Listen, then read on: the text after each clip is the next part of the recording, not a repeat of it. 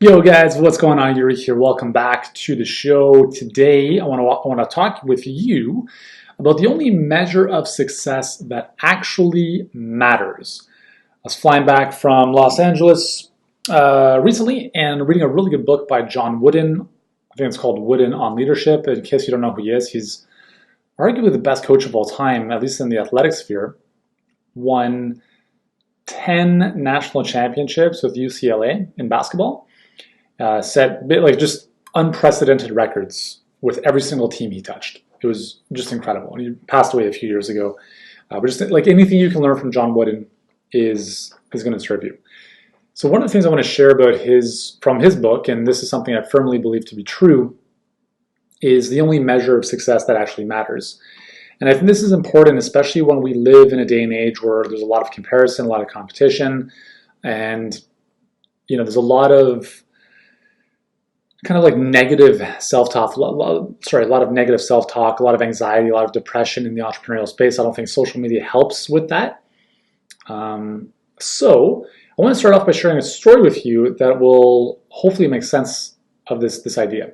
So when I was in my third year of university, I was playing varsity soccer at the University of Toronto, and we had an amazing team, one of our best teams in the 4 years that I played there. And we were playing one of our rivals, Laurier, and they had a very good team as well. They had national team players. We had national team players. It was the semifinal of the province championship, or the state championship, if you want to think of it that way, if you're in the U.S. And it was a phenomenal game. Like it was like a playoff game, do or die. Winner goes to the national championships. Because the way it worked at the time was if you made it to the finals of state or the province, even if you lost in the finals, you still made it to the national championships. So we knew that this was the do or die. This was the pivotal game. And as a goalie, I played one of the best games I've ever played in my life. Like I was pulling things out of what. Like people were just blown away by how I was making some of these saves. Like I was blown away by how I was making some of these saves. It was absolutely unbelievable. I believe the game was 1-1. It was 1-1, that's right. It was 1-1, and at the end of 90 minutes, we had to go to extra time. Now, in case you don't know me from my soccer days, shootouts, penalty shots, was my jam. I think in my whole career, I've maybe lost 2 or 3 shootouts. And that's including from the time I was a kid. So I was very, very good at this stuff. And we actually had won. No, that was the next year, so I'll save that for another episode. Anyways, so I knew that if we got through these 2 15-minute periods of time and we made it to penalty shots, I'm like, man, I got this, no problem. Anyways, first half of extra time, 15 minutes down, so we switch ends, no goals are scored. At the time, it was do or die. So if you scored, now it's different. At the time, if you scored at any point in extra time, the game was over. And now it's like if you score, you still have the extra 2, or you still have the 15-minute times 2 to get the goal back, and if you don't, then you lose. So it was really do or die back then. And 15 minutes down in extra time, no goals, so we switch ends. Second half of the extra time goes on, and still pulling saves out of left, right, and center, just incredible stuff. I see the clock, it's winding down, and I'm thinking to myself, oh my God, we're gonna win this thing. Like, this is it. We got this. And out of the blue, one of their strikers, who's a phenomenal player, ended up playing professionally in Germany as well, cracks the ball, and it hits the corner where the post meets the crossbar. I'm like, there's no chance I'm saving this ball, right? I dive, I'm not even close to it, and the ball somehow bounces back off where it ever hit, and instead of flying to the side, it bounces right back into the middle of the 6-yard box. I'm down on the ground because I dove to save this shot. And their striker comes in and taps it in. Open net. It was devastating. The game was over, right? We were literally 10 seconds away from a shootout, in which case I think we would have won. And that was it. Game over. We don't go to the national championships. Our run is over. And I was absolutely crushed. Like it was, if you've ever had that experience, you know what it feels like. And as bad as it felt, there was a part of me that walked off the fields feeling like a winner. Because the reality is, at the end of the day, it's not the score that determines if you're successful or not. It's whether or not you gave it your all, and whether or not you gave the best of what you could possibly be. And on that day, I did. And on that day, most of our team did as well. And so, yes, we lost. I mean, it could have gone either way, to be honest. We lost based on, one shot, freak rebound, whatever. But the reality is that we had all the right to hold our head high. So Laurier goes to the national championships, and the cool thing is so the national championships were in Halifax, so east side of Canada, and we had four of our players were named to the first team All-Canadian. I was one of them. We had 3 other players, first team All-Canadians, right? So it's like first team All-Stars and NCAA type of thing. But we were the only team not at the national championships to have anyone, let alone 4 players, on the first team All-Canadian roster. So what that meant was that 4 of us got to travel to Halifax, even though we weren't playing. We got to go there and watch, and then obviously we had some fun and all that good stuff. But here's the thing: so we flew out to Halifax, and I remember we arrived at the hotel, and as we got there, the whole Laurier team was there. So the team who had beat us, a week or so prior, they're all there in the lobby, and as I walk in, I just see the looks on their face drop, and they're like, "Oh my God, it's Nightmare! It's Nightmare."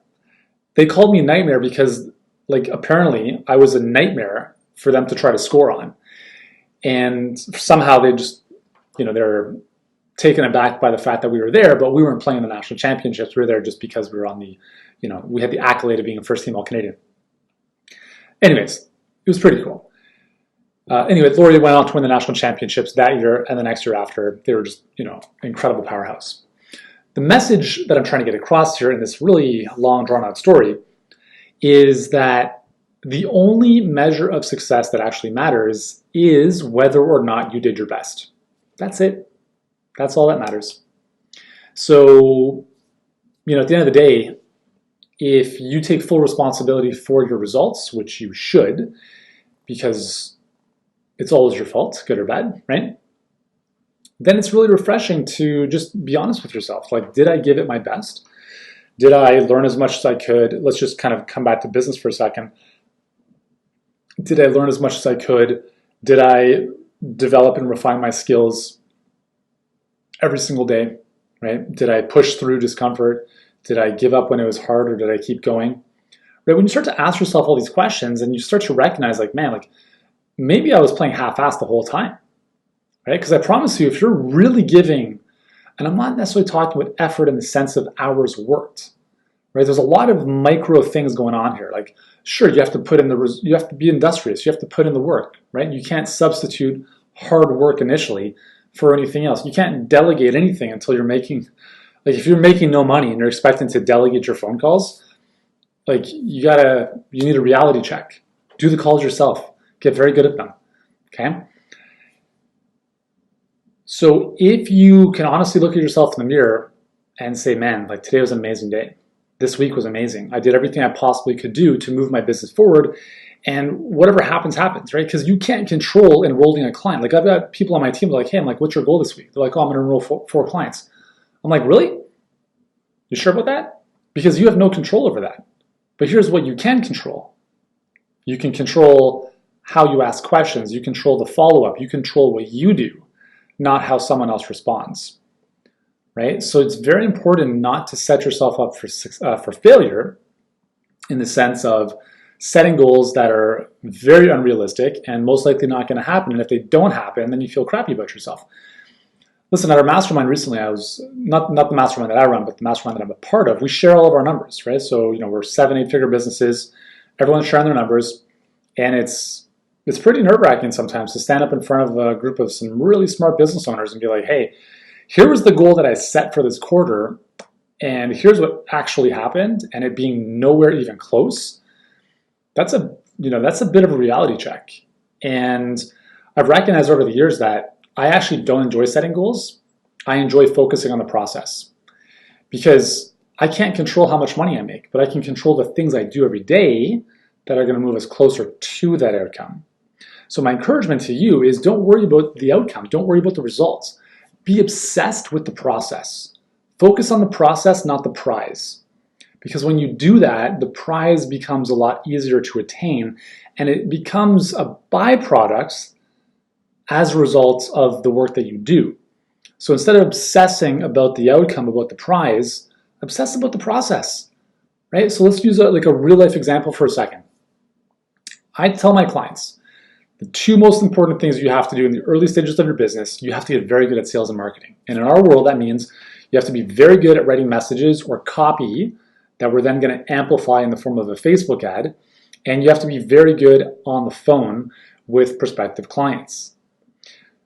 So if those are the two skills we need to develop, who cares about what the money is going to look like? But if you just get better at those two things, and I gave everyone a very, very clear example of this at our mastermind. I said, listen, if all you do every day, first thing in the morning, 30 minutes, is write one new ad, in 30 days, a couple things are going to happen. Number one, a lot of your ads are going to suck.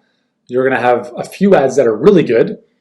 And number three, you will have developed a really, really powerful skill set that very few people have, which is writing good copy. And copy is like persuasion in written form. And if you're using the internet, you have to learn how to write good copy. And most people have no clue. So if you knew that if you just did more of that, and that as a product of the volume of repetition, you would get a couple gems out of that, that's a pretty good use of your time, because all you need is one good ad. Like, listen, I could, if I were to show you the 7 or 8 Google Docs that I have that are hundreds of pages of ads, it would probably overwhelm you. And it should, because I've spent many, many years writing ads over and over and over and over every single day. And that's the only way I've gotten good at it, right? I kind of, obviously you learn the templates, the frameworks, you study the greats, and then you practice. So I'm focused on a specific outcome, but I can't control that outcome. I can only control on, I'm going to take my fingers and I'm going to start typing. I can do that. I have control over that. You have control over that. So focus on the process. Focus on what you control and do your best every single day. That's all you can ask for. That's all anyone else can ask of you. If you want to be better on video, guess what? The first time you're probably going to suck. A lot of people say, hey man, you're so natural and calm and collected on video. I'm like, well, thank you. But also please understand that I wasn't born this way. I've put in thousands of hours. I mean, just in my health and fitness channel on YouTube, there's probably 1,500 videos, right? And then I do like a daily video for Healthpreneur. I mean, this is my unique genius. This is what I love doing, but I wasn't born, like my first videos on YouTube, if you go back to like 2006, 2007, they're a little bit different, right? And I don't think they're better than they are now. So give yourself permission not to be perfect, because every master was once a disaster. And you have to give yourself runway and practice to get better at anything. So that's my message for you today, is just don't be too hard on yourself, right? Focus on what you control. And if you focus on that, then you never fail unless you don't actually do the work. Got that? So listen, if you want help growing your business, if you want help getting more clients, if you want to have a lot more predictability so that you know exactly how to generate leads and clients literally on demand like clockwork, then that's what we do every single day with our clients. If you're a health or fitness expert, you're amazing at what you do, but you just haven't figured out how to have clients knocking on your door, well, we can probably help you. So here's what I'd like you to do if that's what you're looking for.